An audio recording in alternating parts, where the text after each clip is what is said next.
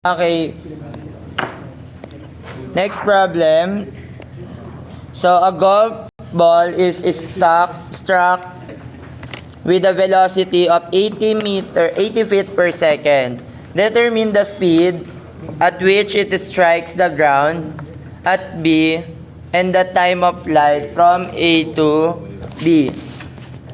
Ano ba yan? So, dito, pwede nyo lagyan ng variable. So, from here, and then yung vertical and horizontal.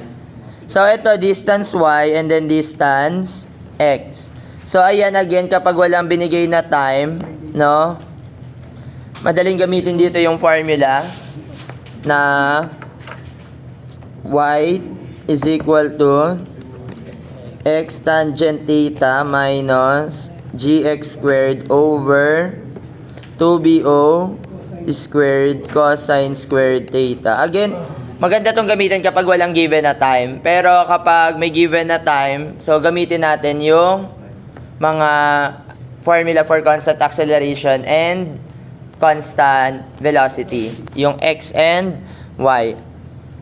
So ngayon, yung x and y, pwede nyo siyang gamitan ng variable. Naka-inclined naman kasi siya. So, di ba ito, this is y, this is x, and then this is angle 10 degrees, and then distance, d. So, yung x natin is equal to d cosine of 10, and then ang y, d sine of 10 degrees, no? Depende, ano kasi SOHCAHTOA. Sine of 10 is equal to y over d, so y over d, and then the cosine of 10, x over d. Ngayon, ano yung angle theta natin? Di ba ang angle theta natin is from the horizontal? So, ang theta natin gagamitin is 55 degrees. So, substitute lang natin ang formula. So, y is equal to d sine of 10 is equal to x d cosine of 10 tangent of 55 minus 32.2 kasi feet per second. X natin is d cosine of 10 degrees squared divided by 2bo, which is 80 squared cosine squared of 55. So, kapag sinip solve nyo to, baka 0 yung lumabas, no? So, pwede naman na i-eliminate nyo yung d kasi may makikita naman kayo, diba, dito na d, tapos may d dito. Kasi d squared dito, diba? So, pag dinistribute nyo to, magiging d squared cosine squared 10. Tama? Sorry. So, ngayon, pwede nyo i-divide both sides by d na parang wala ka naman binago. So, pag dinivide nyo to ng d, d. So, makakancel lang lahat ng d. Ngayon, makakita kayo ng one variable, one equation, one variable. So, magkano na lang yung d? Class, pag kami na-eliminate kayo na variable, mas madali yung ma-solve, no? Madali yung i-shift solve. Kasi pagka sinip solve nyo yan ng hindi nyo in-eliminate yung d, pwedeng mag-value 0, no? Kasi kapag nag-0 yung d, edi 0 to, 0 din to, 0. Ibig sabihin, 0 is equal to 0. Magsasatisfy din siya sa equation. Pero pagka ganyan, isa lang yung unknown.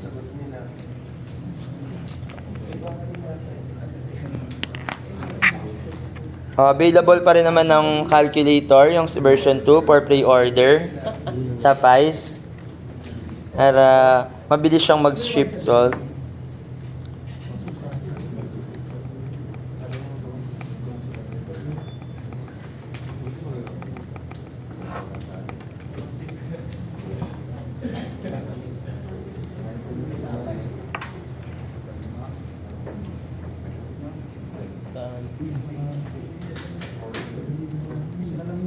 Ano lumabas sa inyo? 166.237.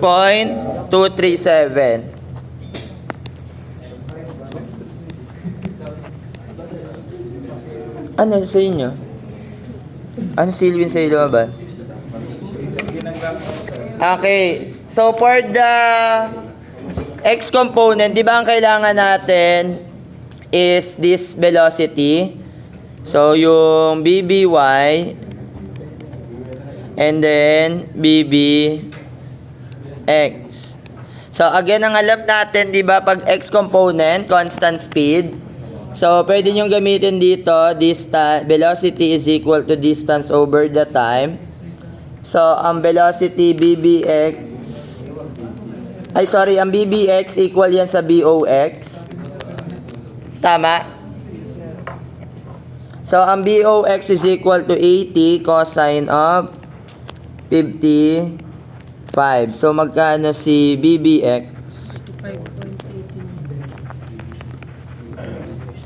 80 cosine 55. Bobo. Ay, sorry. 45.886 feet per second. Ngayon, since constant yung speed, so to solve for the time, that is the distance over BBX or yung BOX. Kasi, kung ano yung horizontal distance tinraveled niya, no? Yun yung gagamitin natin. So, ang distance natin is X. Magkano yung X distance? That is D cosine of X distance. That is 166.237 cosine of 10 degrees divided by BBX, 45.886. So, the time traveled is equal to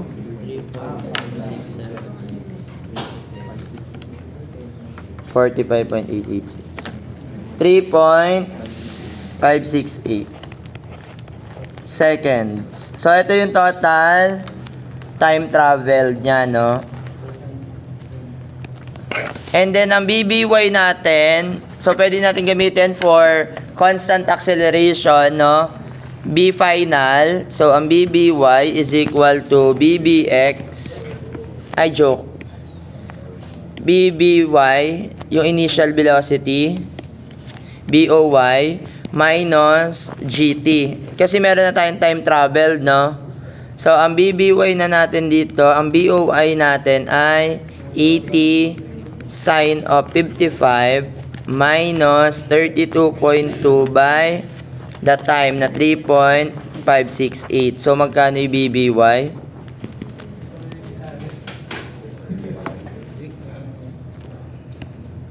Sine 55 minus 32.2 times 3.568. So, negative. Bakit nag-negative? Kasi downward yung velocity natin doon, no? Pababa na siya. So, yun naman yung tinatanong. What is the speed pala? So, gamitin nyo yung resultant ng velocity. So, the BB is equal to the square root of BBX squared plus BBY squared. So, magkano yung BB? Square root of 45.886 squared plus 49.357 squared. So, 67 feet per second.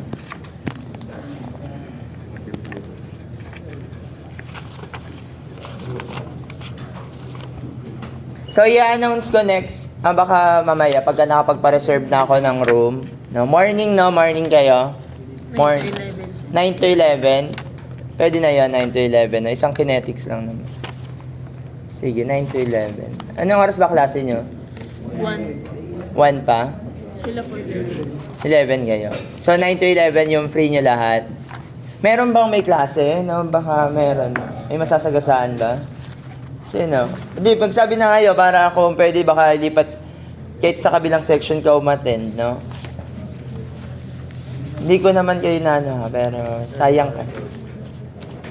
Sayang lang kasi yung klase, no? Baka nga kasi may masagasaan na ibang subject. Nakakaya naman dun sa prof.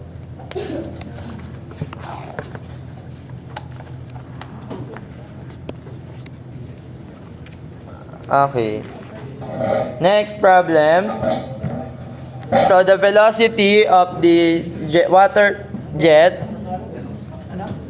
discharging from the orifice can be obtained from V is equal to the square root of 2GH, where H is equal to 2 meters at the depth of the orifice. Ito, sa hydraulics, magagamit nyo yan. No? Ito kasi yung velocity head na tinatawag. Yung velocity. So, yung H natin is simula dito sa water level hanggang dun sa paglalabasan niya, no? Sa orifice. So, which is 2 meters. So, to solve for the velocity, that is equal to the square root of 2GH. So, ang velocity at A is equal to the square root of 2 by 9.81 times H, 2 meters. So, ito na yung velocity natin sa A. So, si velocity at A, horizontal lang siya. Ibig sabihin, ang angle theta natin dyan ay 0. So, magkano to? Square root of 2 by 9.81 times 2. 6. Meter per second.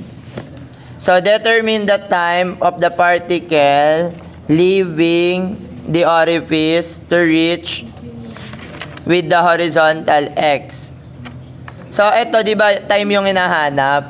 So, again, mas madali nga kapag walang time yung isang formula, no? Pero, pwede nyo rin naman gamitin yung, ito, yung, tawag doon, yung vertical distance. S is equal to, so, meron tayong formula na S is equal to BOY T minus 1/2 GT squared. So, ito vertically, no, 0 dito yung initial velocity niya na y component kasi nga horizontal siya nag-start. No, pagka horizontal, ibig sabihin x component lang yung initial velocity mo. So, ano yung S natin gagamitin diyan? Pababa, no? Pababa. Ano yung S natin gagamitin? Negative 1.5. No? Again, kapag yung final position mo, natatandaan niyo ha, again, lagi ito, final position mo nasa ilalim ng initial position, ang gagamitin nating position is negative. No? Then, equal to negative 1/2 G. That is 9.81. So, ano yung time? Squared. So, magkano yung T? Parang ang bagal.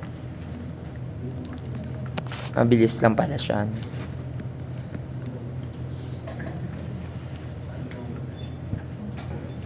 So, 1.5 times 2 divided by 9.81. Then, square root of answer. 0.553 seconds. Napakabilis lang yan.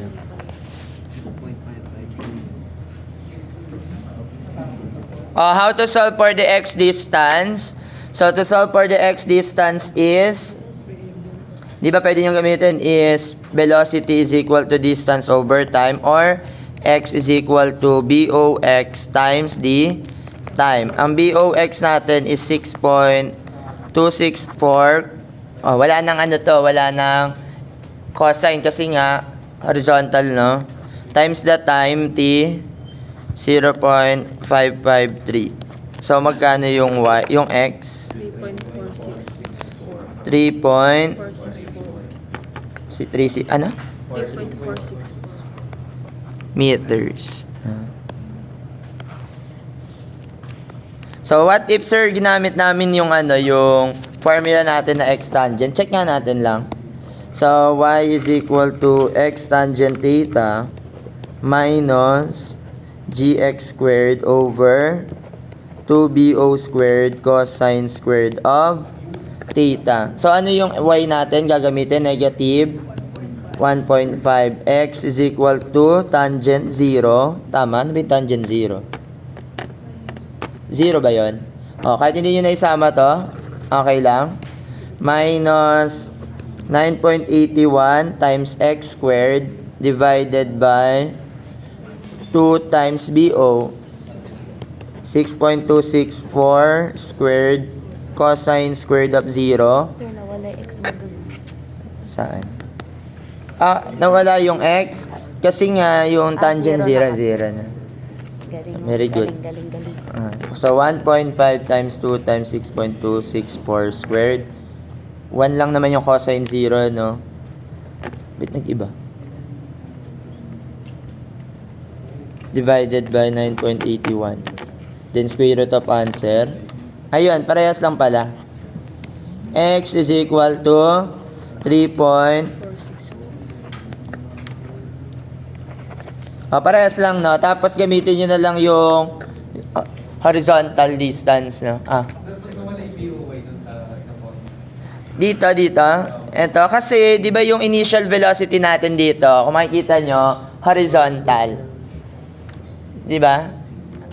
Kapag, ayan, horizontal yung initial velocity mo, ibig sabihin, yung angle natin dyan is 0. Di ba? Ang BOY natin is BO sin theta. So, ang sin 0 is 0. Lagay mo ito kasi. Hindi, kahit hindi na. So, hindi, I mean, wala kasi siyang vertical component, yung initial velocity natin, no? So, pero pwede rin naman, vertical, BOY, 0. Ayan. Dapat ganun. Kasi 0 yung vertical component niya, na. Thank you for your wonderful question.